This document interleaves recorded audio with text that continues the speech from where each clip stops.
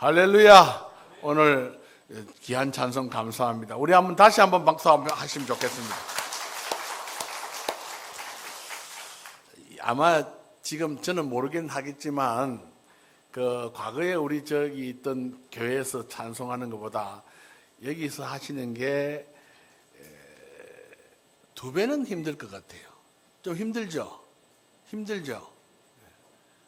나는 안 힘든데 여러분 우리 찬양대는 좀 힘들 것 같아요. 좌우간 그래도 남다른 찬양대가 있으니까 우리의 자랑입니다. 기대해 주시면 좋겠습니다. 현대 사회의 특징이 뭐냐 하고 물어보면 그 현대 사회의 특징 가운데 하나가 모든 것이 다 자동으로 된다는 거예요. 자동화, 초자동화 사회, 우리가 그렇게 말할 수가 있는데 모든 것이 자동화되니까 얼마나 편리하겠습니까? 자동차도 심지어는 자율자동차가 아마 곧 나올 것 같습니다. 얼마 안 있으면은 저나 여러분 타고 다닐지도 몰라요. 목적지 어디 가자 하고 입력해 놓으면, 그리고 입력해 놓고는 차에 앉아가지고 영화나 텔레비나 이거 보다 보면은 저절로 목적지에 도착하고, 그리고 주차도 저절로 딱딱 되고, 이런 자동화 시대에 우리가 바로 코앞에 와 있고, 어쩌면 지금 우리가 그렇게 살고 있습니다. 그런데 여러분, 이런 사회니까 얼마나 편하고 편리하고 그렇게 좋겠습니까? 그런데 여러분, 이렇게 사는 사회, 우리 이렇게 자동화가 완전히 되어 있는 이런 초정보화 사회 속에서 과연 우리 사람들이 얼마만큼 행복하냐, 또 얼마만큼 편리하냐, 얼마만큼 편하냐 하고 물어보면 어떤 대답이 나올까 생각이 듭니다. 저는 우리 현대사회의 가장 뚜렷한 특징 중에 하나가, 심정적으로 가장 중요한 특징 중에 하나가 오늘 세상을 살고 있는 사람들이 참 피곤하다고 말을 한다는 겁니다. 피곤하지 않는 사람이 없다는 거예요. 제가 인터넷에다가 이 피곤이라고 하는 그걸 문자를 쳐가지고 한번 살펴봤어요. 살펴보니까 진짜 피곤하다에 대한 이야기가 많이 나오는데, 그 중에 결혼을 이제 한 3년쯤 된 그런 젊은 아마 주부가 자기의 이야기를 올려놨어요. 뭐라 했는가 하면 우리 남편이 입에 너무 피곤하다 소리를 많이 달고 다닌다는 거예요. 그냥 집에 앉아도 피곤하다, 서도 피곤하다, 누워도 피곤하다, 나가도 피곤하다, 계속 피곤하다 그러는데 이거를 어떻게 해야 되겠냐. 그동안 뭐 그냥 위로도 해주고 했는데 이제 자기도 지쳐가지고 위로해주고 싶은 마음도 없고 자기도 피곤한다 하는 거예요. 그래, 이걸 지금 어떻게 하면 좋겠냐 하는 질문을 했습니다. 그랬더니 그 댓글에 많은 사람들이 아이고 우리 남편하고 정상이 너무 똑같네요 뭐 그렇게 말하는 것부터 시작해가지고 어떤 사람들은 막 그냥 좀 위로를 해주세요, 조금 참으라 하세요. 또 어떤 사람은 당신이 수고해야지 나하고 우리 애들이 이렇게 잘 살 수 있지 않습니까? 그러니까 좀 참으세요, 그렇게 이야기하기도 하고, 어떤 사람들은 막 무시하고 그냥 다 놔두보라 그렇게 이야기하는 사람도 있고, 어떤 사람은 나는 안 피곤하냐 하고 막 설득하고 막 이렇게 싸워라 그런 사람도 있고, 막 이걸 저걸 다 했어요. 제가 이걸 보면서 참 우리 사회가 정말 피곤한 사회구나 하는 생각을 했습니다. 여러분들은 안 피곤하십니까? 다 안 피곤하시죠? 제가 그 글을 읽으면서 정말 우리에게 필요한 이 피곤을 풀 수 있는 방법, 이 우리에게 꼭 필요한 게 뭐냐? 그 텔레비를 보니까 그 피곤을 풀 수 있는 방법이 있다. 이거 하면 된다고 하는데 거기 보니까 아로나민 골드 먹으면 된다 해놨더라고요. 아로나민 골드. 또 어떤 사람은 말이죠, 바카스 먹으면 된다 그렇게 이야기하기도 하고. 여러분, 제가 몽골 가보니까 바카스는 그야말로 암부터 시작해서 피곤까지 다 풀어주는 아주 만병통치약으로 그렇게 선전하고 있었대요. 암 걸려도 거기는 바카스 먹어요. 그거 먹으면 낫는다고. 아로나민 골드 먹고 뭐 바카스 먹고 그런다고 진짜 피곤 풀릴까 하는 생각이 들면서 저는 오늘 이 우리의 피곤을 풀어주는 하나님의 말씀을 생각하면서 이거야말로 우리가 진짜 피곤을 풀 수 있는 길이구나 하는 생각을 했습니다. 이사야서 40장 28절에 보면은 너는 알지 못하였느냐, 듣지 못하였느냐, 영원하신 하나님 여호와 땅끝까지 창조하신 이는 피곤하지 아니하시며 곤비하지 않으며 명철이 한이 없으신 그런 분이라고 말씀합니다. 오직 피곤하지 않는 분은 딱 한 분 하나님이시라는 거예요. 어떤 분이 이렇게 말하니까 아이고 하나님도 피곤하십니다. 요즘은 이래 왜 그거 어떻게 알 수 있습니까? 하니까 하나님이 세상을 만드시고 난 다음에 쉬셨지 않습니까? 피곤하니까 쉬셨죠. 이렇게 이야기해요. 여러분 하나님은 세상을 만드시고 난 다음에 피곤해서 쉰 게 아니고 세상을 만드신 기념으로 쉬었다고 성경은 말하고 있습니다. 기념으로 그렇게 쉬셨습니다. 그렇게 하나님은 피곤하신 분이 아니고, 그리고 그 하나님께서 이 피곤한 우리 인생들에게 말씀하시기를 피곤한 자에게 능력을 주시고 무능한 자에게 힘을 더하시나니 소년이라도 피곤하며 곤비하며 장정이라도 넘어지며 쓰러지되 오직 하나님의 말씀을 앙망하고 하나님을 앙망하는 자는 새 힘을 얻어 독수리가 날개를 치는 것 같이 올라감 같을 것이다. 그렇게 말씀하고 있어요. 여러분, 세대 가운데 제일 에너지 넘치는 세대는 소년입니다. 한 15부터 18살 사이에 아이들을 우리가 소년이라고 한다면은 그 아이들 같은 그런 활력이 넘치는 아이들은 없을 거예요. 그런데 그런 아이들도 피곤하고 또 힘이 제일 센 사람들이 장정이라 그러면 청년들 아닙니까? 20살부터 한 30살까지 장정이라 친다면은 그런 장정들 힘이 가장 센 사람들도 곤비한다 하지만은 정말 피곤하지 않는 사람은 하나님을 앙망하는 자가 새 힘을 얻어서 독수리같이 올라갈 것이다. 그렇게 말씀하고 있는 것을 보게 됩니다.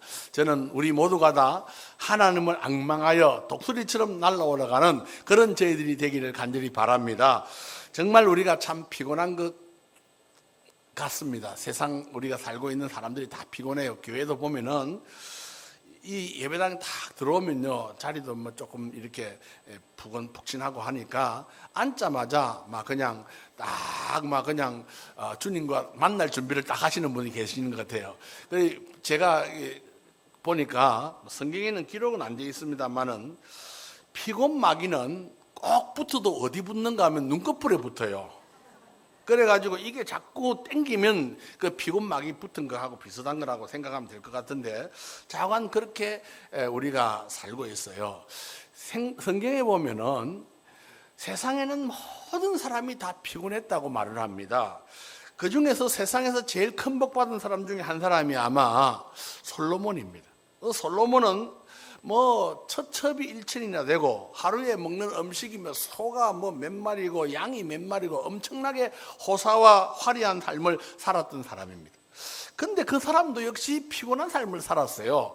전도서 1장 8절에 보면 그가 스스로 고백을 뭐라고 해놨는가 이렇게 돼 있어요.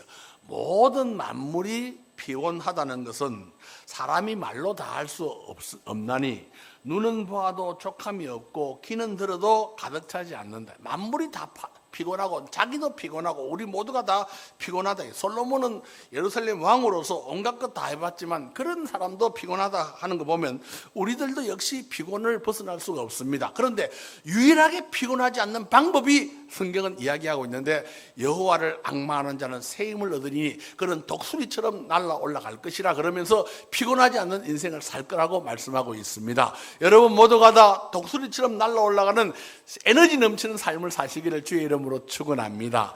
그러면은 우리가 어떻게 해야 피곤하지 않는가? 성경은 이야기하기를 새 힘을 얻어야 된다 그랬는데요. 새 힘이라고 하는 말은 어떤 의미가 있는가 하면 새로운 힘, 날마다 솟아나는 힘, 나에게 없었던 힘, 우리들에게 없었던 힘이에요. 그거는 내가 가지고 있었던 힘이 아니고 새로운 힘입니다. 그리고 날마다 솟아나는 힘, 날마다 새로워지는 힘, 그것을 의미하고 있는데 이 새로운 힘은 뭘 의미할까 생각해 보면 저는 그것을 사도행전 2장에서 찾을 수가 있어요. 사도행전 2장은 오순절 사건인데 저는 이 오순절 사건을 어떻게 생각해 보면 구약과 신약을 나누는 가장 중요한 기로에 서 있는 사건이라고 생각합니다. 물론 우리는 십자가를 통해서 BC, AD라고 나눕니다. 그리스도 전 그리고 예수 그리스도 후라고 하는 십자가를 통해서 나누지만 정작 정말 십자가가 우리 삶에 적용된 사건은 언제부터냐 하면은 바로 오순절 성령 강림부터 되어졌고, 그 오순절 성령 강림의 모든 인류는 이제는 구약의 시대는 지나가고 신약의 시대, 새로운 시대가 됐다고 하는데, 그때에 하나님께서 우리에게 새로운 힘을 보여주셨던 것을 보게 됩니다. 거기에 보면 120문도가 예수님의 말씀에 따라서 마가다락방에서 열심히 기도하고 있었는데, 그때 하늘에서 급하고 강한 바람 소리가 나서 온 집에 가득하면서 불의 혀 같은 것이 각자 머리 위에 임하다가 그들 모두가 다 성령 충만받고, 그리고 그들이 각자 방언을 말하기 시작했는데, 그 방언은 그동안 자기들이 한 번도 가보지 못했던 곳 말도 나오고 또 알지 못했던 말도 그냥 터져 나오면서 그냥 그 지역 여러 지방에서 사방에서 찾아온 사람들이 각자 자기의 말로 들었다, 그렇게 돼 있어요. 그건 우리에게 없었던 힘이고 하나님께서 우리에게 새 힘을 주신, 인류에게 새 힘을 주신 그런 하나의 은혜를 우리에게 보여주었다, 저는 그렇게 생각을 합니다. 그래서 여러분, 우리들도 하나님의 성령의 임재가 임하면 그때부터 우리는 새 힘을 얻어서 피곤하지 않는 인생을 살 수 있을 줄로 믿습니다. 결국 사도행전 2장 46절과 47절에 보면 그들이 마음을 같이해서 성전에 모이고 떡을 떼고 기쁨과 순전한 마음으로 음식을 먹고 하나님 찬미하고 온 백성이 칭송을 얻으니까 구원받는 사람이 점점 많아졌다, 그렇게 성경은 이야기합니다. 다시 말하면 제가 이 말씀 하고 싶은 것은, 이 새 힘은 어디서부터 나오느냐? 하나님으로부터 주어진다는 거예요. 예수 그리스도 성령을 통해서 우리에게 주어지는 거예요. 이건 우리가 무슨 숙달된 경험이나 지식이나 이런 걸 통해서 주어지는 게 아니고 오직 하늘로부터 주어지는 것이, 그게 우리에게 주어지는 새 힘이라는 겁니다.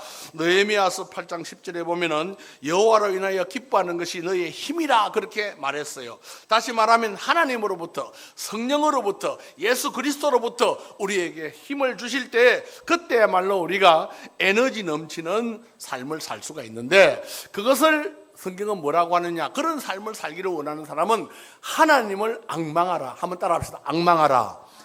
앙망하라 하는 게 무슨 뜻인가 하면, 문자적으로 생각해 보면 이런 뜻이에요.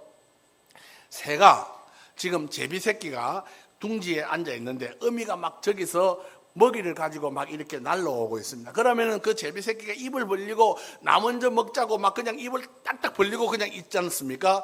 그렇게 입을 벌면서 어미를 바라보고 있는 모습을 앙망이라고 그렇게 이야기하는데, 이것은 단순히 우리가 물론 하나님을 바라보고 하나님을 앙망하고 하는 것은 하나님 믿는다는 표현이 그 속에 들어가 있긴 하겠지만, 단순히 믿고 예배드리고 종교적 행위를 하는 것 정도가 아니고, 엄밀히 말해서 우리의 인생의 삶의 방법을 버리고 하나님이 원하는 삶의 방법을 택하는 것이, 그게 앙망이라고 볼 수가 있는데, 이 앙망의 뜻 안에 있는 제가 오늘 세 가지의 말씀을 잠깐 말씀을 드리겠습니다. 첫째는 이 앙망이라고 하는 것, 이제 내가 하나님을 앙망합니다 라고 말하는 것은 내 인생의 삶의 주인을 바꾸겠습니다 하는 말이 표현되어 있습니다.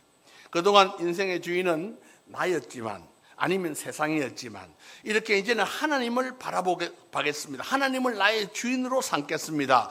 내가 하나님의 말씀만 붙들고 살겠습니다. 하와가 마귀의 유혹에 빠져가지고 선악과를 따먹고 난 다음에 우리는 마귀의 말을 듣는, 마귀가 우리의 주인이 됐습니다. 그게 우리의 원죄라고 말할 수가 있습니다. 인생은 이때부터 각종 욕망에 눈이 멀고 온갖 추태와 더러움 속에, 흑암과 혼돈 속에 헤매고 있습니다. 이런 우리들에게 예수님이 찾아오셔서 십자가의 죽으심으로 영원히 죽었던 우리를 구원하셔서 하나님과 아들로 삼으셨습니다. 여러분, 이제 구원받은 성도들에게 한 가지를 확실하게 여러분들이 결정해야 할 일이 있습니다. 저는 그것을 앙망이라고 표현하고 싶습니다.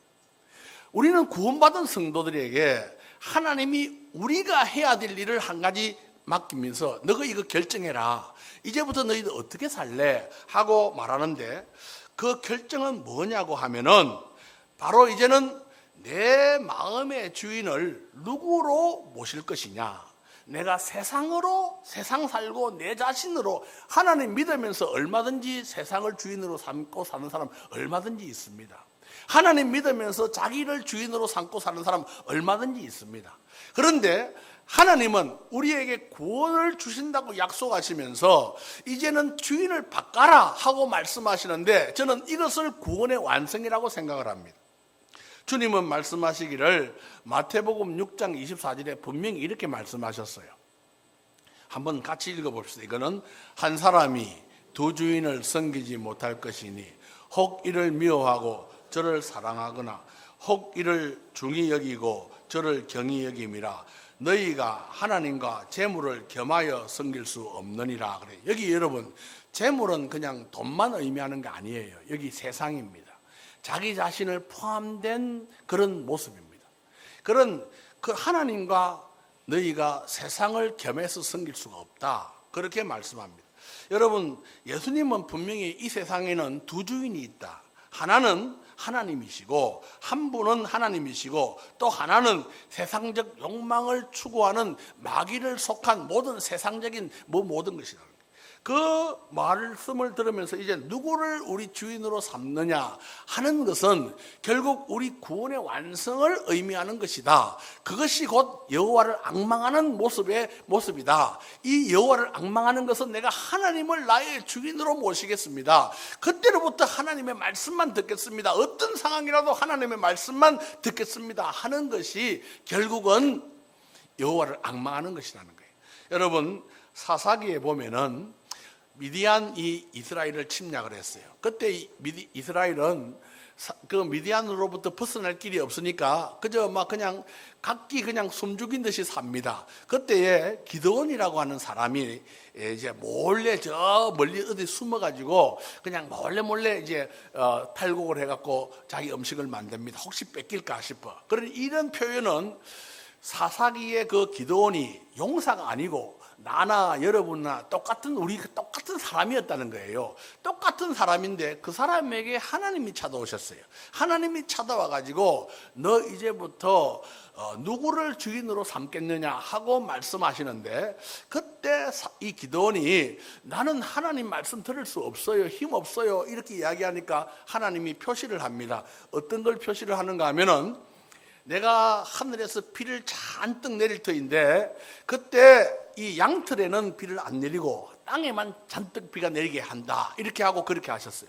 두 번째는 또 반대로 양털에만 그냥 비가 잔뜩 내리고 그리고 땅에는 마르게 한다 하는 표시를 하셨는데 그 일을 다 했더니 기드온이 딱 믿었습니다. 그래서 하나님 내 믿겠습니다, 하나님 믿겠습니다.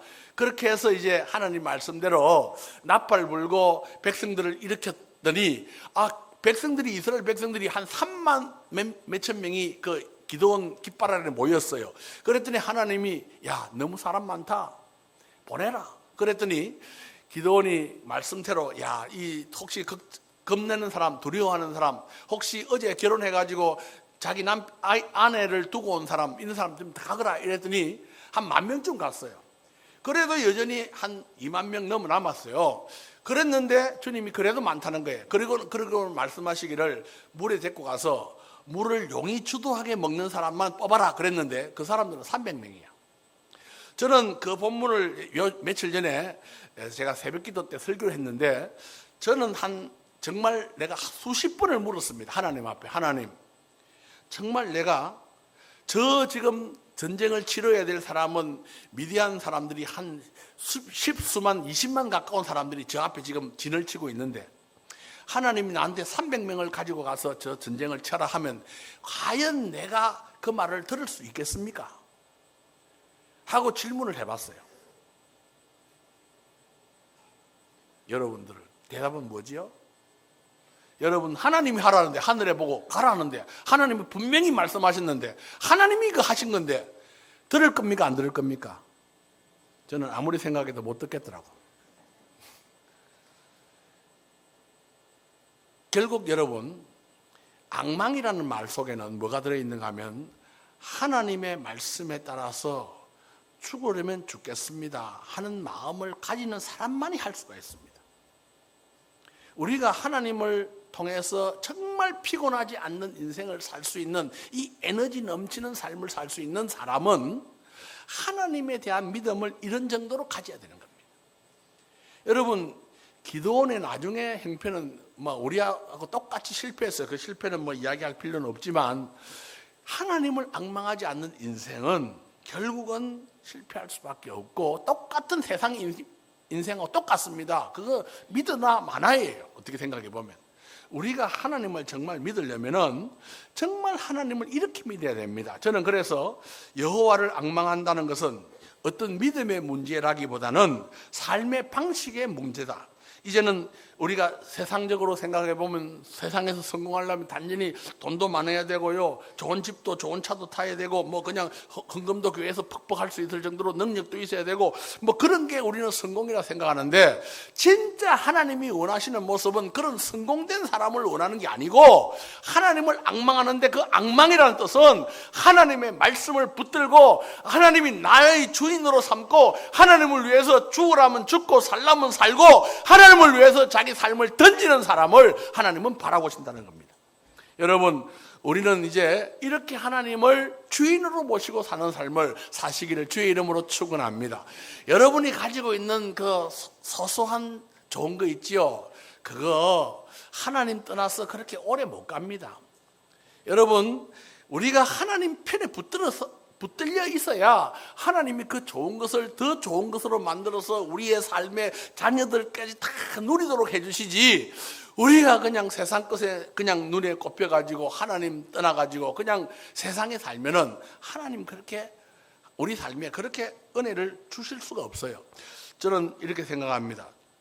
두 번째는 하나님을 나의 주인으로 삼고, 두 번째는 뭐 같은 이야기입니다만은 로마서 12장 2절에 보면은 너희는 이 세대를 본받지 말고 오직 마음을 새롭게 함으로 변화를 받아 하나님의 선하시고 기뻐하시고 온전한 뜻이 무엇인지 분별하도록 하라 했는데, 다시 말하면 이 하나님을 앙망한다는 말은 시대의 정신을 거부하고 하나님의 뜻이 무엇인지를 찾는 것이 여호와를 앙망한다 하는 것이라고 저는 생각을 합니다.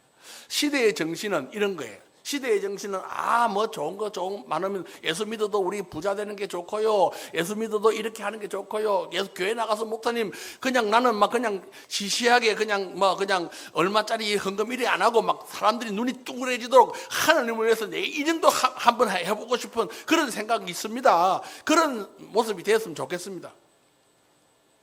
하나님은 그게 아니다.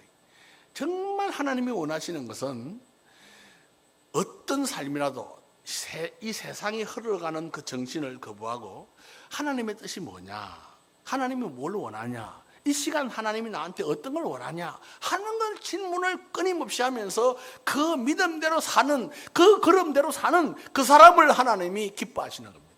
여러분, 정신 분석학자들이 정신 집중이라고 하는 이론이 있습니다. 카데식스라고 하는 이론인데요, 이 카데식스라는 이론은 어떤 건가 하면, 사람은 정신 집중을 할 때는 동시에 상반된 두 가지에 절대로 집중할 수가 없다 하는 거예요. 사람이라는 것은 정신을 집중하는데 동시에 두 가지를 집중할 수 없다. 예를 들어서 우리가 지금 설교를 하고 있으니까 이런 겁니다. 만약 하늘에 집중을 하면은 땅에 집중할 수 없고, 땅에 집중하면 하늘에 집중할 수 없고, 그러니까 우리가 동시에 두 가지를 집중할 수 없다는 겁니다. 다시 말하면 주님의 말씀하고 똑같습니다. 아까 말씀하신 것처럼 너희는 이 땅에 살면서 하나님을 주인으로 삼든지 아니면 세상을 주인으로 삼든지 둘 중에 한 가지를 해야 된다 하신 말씀하고 똑같은 말씀이에요. 그 말씀이 과학적으로 아마 증명된 것이 아마 이 말씀이라고 저는 생각을 합니다. 우리는 이 말씀을 생각하면서 이제는 땅 지향적으로 살지 말고 하늘 지향적으로 사시기를 주의 이름으로 축원합니다. 세상 지향적으로 살지 말고 하나님 지향적으로 살기를 우리는 바라야 됩니다. 그게 앙망이라는 거예요. 여러분, 저는 우리 모두가 다 하나님을 나의 주인으로 삼고, 그리고 하나님의 뜻에 따라서 하나님의 뜻을 위해서 하나님이 그저 넌 이렇게 해라, 너는 이렇게 살아라, 그러면 우리 이렇게 사는 거예요. 여기 하나님 뜻입니다. 내가 능력이 아무리 많아도 요거 넘어서 살라고 하는 건 하나님 뜻 아닌 거예요. 하나님의 뜻대로 사는 겁니다. 우리가 하나님 뜻대로, 그렇게 하나님의 뜻대로 살면은 하나님이 그 사람에게 은혜를 주셔서 원하는 대로 또 그 마음의 소원대로 인도하시는 은총이 있을 줄로 믿습니다. 이게 이제 세 번째 악망의 모습이에요. 세 번째 악망의 모습은 뭐냐면 하나님을 바라보며 더 나은 미래를 꿈꾸는 것, 그것이 악망이라는 거예요. 악망 속에는 그냥 내가 현실에 만족하고 현실 이대로 살면 좋겠습니다, 여기에 그대로 안주하겠습니다, 이게 아니고 어떤 삶을 살더라도 하나님을 악망하며 더 나은 삶을 사는 거예요. 여러분, 저는 솔로몬 같은 사람이 왜 무너졌냐? 그 사람이 너무 세상 것 좋은 것 가지고 있으니까 하나님을 악망하지 않았어요. 하나님을 악망했으면 하나님, 내가 더 나은 삶이 뭡니까? 날마다 그렇게 질문하고 하나님이 더 좋은 것을 날마다 보여줘가 진짜 가장 좋은 것으로 그가 살았을 터인데, 그는 세상의 것에 파묻혀가지고 더 나은 삶을 기대하지 않고 그저 세상 속에서 화롭게 사는 것으로서 제일 좋은 걸로 생각하고 그렇게 살았기 때문에 주님도 말하기를 들꽃 하나의 영광이 솔로몬의 영광보다 낫다 그랬어요. 솔로몬의 영광, 그 썩은 영광이 아무것도 아니라는, 그렇게 말했습니다. 여러분, 현재 삶을 만족하는 삶이 믿음의 삶이 아닙니다. 물론 이 말씀은 우리가 내 삶에 불평을 하라는 이야기가 아니고 하나님께서 더 좋은 삶을 나한테 주신다. 여러분 모두에게 지금보다 더 나은 삶, 하나님이 좋은 삶을 주시기를 주의 이름으로 축원합니다. 우리는 그저 이렇게 하늘을 바라보면서 하나님이 나한테 뭘 주실까? 하나님이 나한테 어떤 은혜를 주실까? 하나님 내 자녀에게 어떤 은혜를 주실까? 우리 아이들을 바라보면서 하나님, 저 아이들을 하나님이 보시기에 제일 아름다운 것으로 주시기 바랍니다. 뭐 세상에 좋은 거 그런 것만 무조건 기도하지 마시고 하나님 앞에 맡기고 하나님의 은혜를 구할 때 하나님은 그 믿음대로, 그 기도대로, 그 하나님의 은혜대로 우리에게 복을 주실 줄로 믿습니다. 사랑하는 성도 여러분, 우리는 이렇게 하나님을 악망하는 여러분 되시기를 주의 이름으로 축원합니다. 저는 이 악망이라는 말을 세 가지로 오늘 설명했습니다. 첫째는 하나님을 내 심령의 주인으로 모시겠습니다 하는 말로 첫 단추를 열었고, 그리고 그 주인으로 모신 하나님의 뜻을 따라서 사는 것, 그것이 악망이고, 그리고 그 하나님을 힘을 입어서 더 나은 삶을 살기로 다짐하는 것, 그게 악망이다. 그게 성경에 보니까 요셉 같은 사람이에요. 요셉은 하나님이 꿈을 주었고 그 꿈을 꾸고 난 다음에 그가 비록 꿈과 같은 삶을 살지 못했지만은 늘 하나님이 주시는 그 꿈을 기대하면서 늘 그 꿈대로 살기를 바라며 기도하며 살았을 것입니다. 결국 그 꿈만큼 하나님이 축복하신 줄로 믿습니다. 사랑하는 성도 여러분, 우리들에게도 이런 요셉 같은 꿈을 가지고 주님을 기다릴 수 있는 믿음을 가지시기를 주의 이름으로 축원합니다. 오늘 이런 삶에 절망하고 그리고 넘어지고 쓰러지고 무너지지 마시고 주님을 바라보면서 새 힘을 가지고 날마다 주님을 바라볼 때 하나님은 피곤하지 않게 하시고 우리에게 늘 생생한 하나님의 은혜를 더하셔서 마침내 하나님이 원하는 믿음의 자리까지 가게 하실 줄로 믿습니다. 이런 믿음이 우리 모두에게 있기를 주의 이름으로 축원합니다.